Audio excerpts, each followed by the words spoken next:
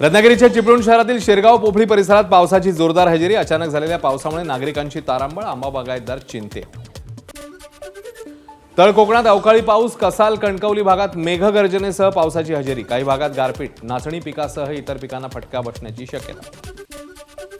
रत्नागिरी जिल्ह्यातल्या लांजा तालुक्यात विजांच्या कडकडाटासह पाऊस, काही भागात गारपीट, आंबा बागायतदारांना फटका बसण्याची शक्यता।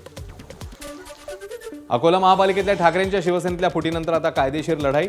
शिवसेनेत गेलेल्या 4 नगरसेवकांना अपात्र करा। ठाकरेंच्या शिवसेनेची अपात्र करण्यासाठी याचिका, तर 4 नगरसेवकांनी निवडला नवा गटनेता। जरांगेंनी ओबीसीचं आरक्षण संपवलं। ओबीसी नेते लक्ष्मण हाके यांचा पुन्हा जरांगेंवर आरोप। ओबीसी समाज आणि नेत्यांनी जागा होण्याची वेळ, हाकेंचं ओबीसी बांधवांना आवाहन। हिंगोलीच्या कलगावमधील नाफेड खरेदी केंद्राकडून हमालीच्या नावावर पैशांची वसुली।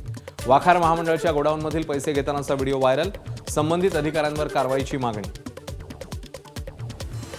भंडाऱ्याच्या शासकीय विश्रामगृहाला शॉर्ट सर्किटमुळे आग। खासदार प्रशांत पडोळे यांची बैठक सुरू असलेल्या दालनाच्या शेजारील कक्षाला आग लागल्याची माहिती।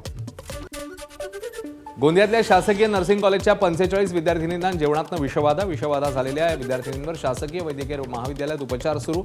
अन्न आणि पाण्याचे नमुने तपासणी करता पाठवले।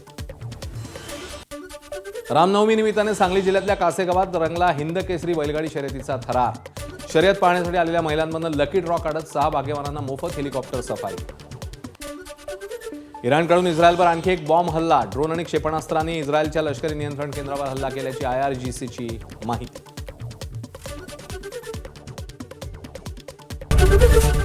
एबीपी माझा, उघडा डोळे बघा नीट।